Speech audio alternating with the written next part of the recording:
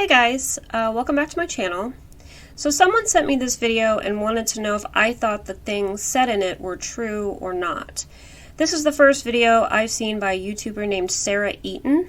She makes a lot of statements directed towards men about the way they are perceived and treated by society. She makes a lot of generalizations and she uses words like always and never, which I try to avoid, but for the purpose of this video, I'm going to say that she really means to say most of or the majority of.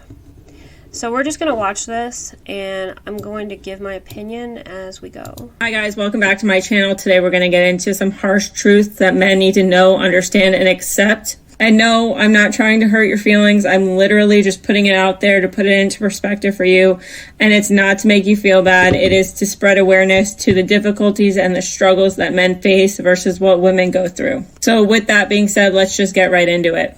Men should never have any anger or resentment towards their partners, even if it's her mood swings that's causing it. If you fight with a woman, by default, she is automatically a victim, will not win.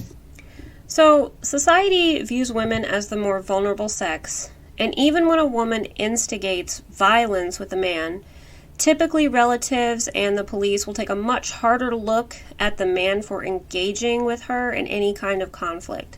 So I would say there is some truth to this. You will pay for all the bad men equally, no matter how good of a man that you are.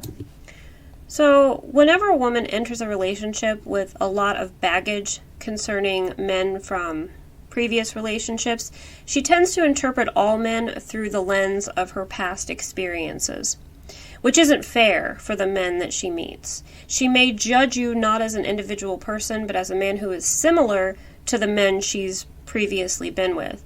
She may take out aggression on you just because you're a man, and she's unlikely to see a connection between her past experiences and her choices. When a woman works hard, she is an inspiration. When you work hard, you will always be just an average man doing his job. It's true that the burden of performance is always on men. Men are expected to work full-time and get a job that makes enough money, or they're expected to work overtime to support their families. When a man does this while raising his children, there is no one to acknowledge it. Whereas for a woman, work is still kind of considered optional, and she's considered a supermom if she can work full-time and also be a mother. If you accidentally look at a woman the wrong way or brush up against a woman the wrong way, you are automatically considered criminal or a creep. There is no exception. I disagree with this because I would say there is an exception. If a good-looking man acts in a flirtatious way or looks at her seductively or even puts his hand on her shoulder or her back, she most likely won't consider him to be creepy. However, if it's an average-looking or unattractive man and he makes advances on a woman, or it's accidentally or otherwise, there's a decent chance he will be considered creepy. This is one reason why men are afraid to approach women in public, because they want to avoid the humiliation of being outright rejected or accused of being a creep. Women will always accuse you of being a cheater without ever realizing that a woman was also involved.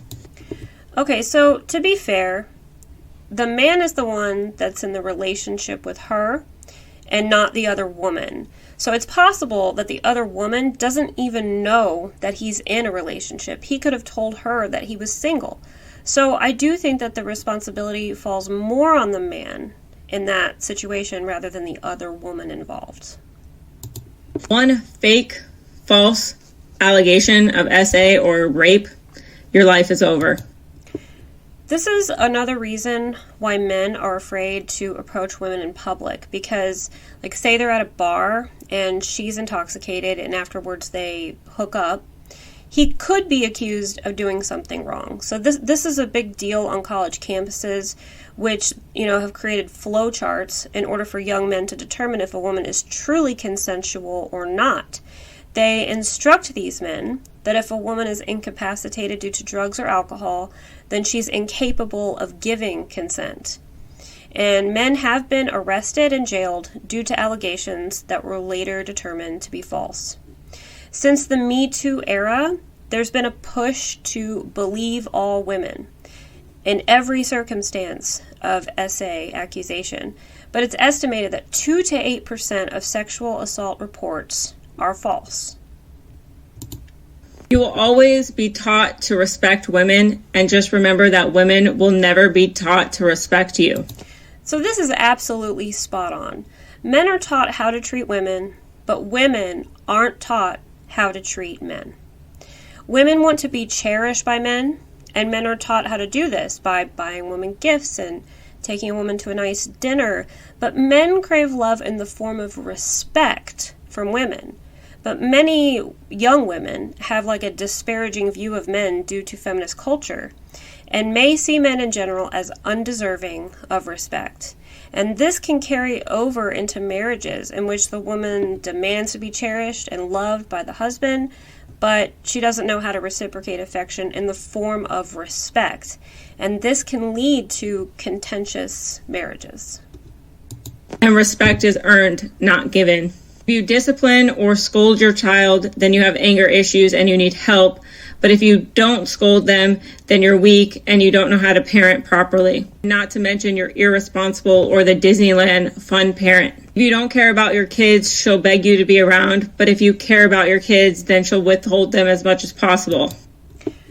I think this one largely depends on the woman and her level of spitefulness and vengefulness in a separation or divorce situation. If a woman's vengeance is more important to her than her children, then she may withhold the children from the father as a form of punishment because the law is on her side and she's abusing her power. However, this is a form of abuse called parental alienation. You will almost never, ever, ever be given the benefit of doubt. You automatically did it. It's a harsh reality, and you automatically did it even if there's no proof. You are guilty until proven innocent, rather. So we see this manifest in the judicial system. Men are punished more harshly than women for the same crimes. People want to believe that women contain an essence of purity and innocence like children do, because women are often seen as, between men and children. And people want to believe that they are pure in some way inside, because that's how we view our mothers. So that might have something to do with it. Rather than innocent until proven guilty. You can do everything in life correctly and everything right and still lose. You are almost always expected to be the breadwinner, but you are also almost expected or never allowed to ask for anything or have any wants, needs, or desires. This is because a man is supposed to be solely interested in the wants and needs of the woman in his life over his own, because we live in a gynocentric society. When a woman buys something for herself, nobody cares, but when a man does it, he's seen as selfish for not spending that money on his woman or his family. Society believes that a man's purpose is to provide. The masculine principle is production, which is yang, and the feminine principle is consumption, which is yin. Society will always tell you that you need to step up and be a father, but when you do, there will never be any changing tables in the men's bathroom or anything that accommodates you to being a better father. But there will always be things in society to accommodate mothers to be better mothers. I would say that, to be fair, modern society isn't even set up for women to be mothers anymore. It's becoming increasingly difficult for women to have a family without also being pressured to have a full-time career, and there's been a rise in anti-natalist sentiment. There's also a counter-argument that could be made that when a woman is out in public being a good mother to her children, nobody pats her on the back because that's what's expected of her. But when a man is seen at the park, playing with his kids, being a good dad, he will receive praise. If you lose everything in a divorce or you finally decide to leave, just know that you can also rebuild, and it's not the end of the world. The majority of women are narcissistic, materialistic, and egotistical. And unfortunately, the only way to combat it is to actually work out, be the man that she wants to be, and then hold the upper hand. So part of what she's talking about has to do with female solipsism, which is the idea that a woman's mental point of origin is herself, and she filters her perception through her own personal experiences. I have to step in and defend this, though, because I don't think it's a personal choice to be solipsistic. I think it has to do with how the brain processes a person's awareness. So some people, including a lot of men, are highly aware of other people's experiences, maybe more so than their own. But this is how their brain is wired. Solipsism comes off as being selfish or self-centered, and maybe it is.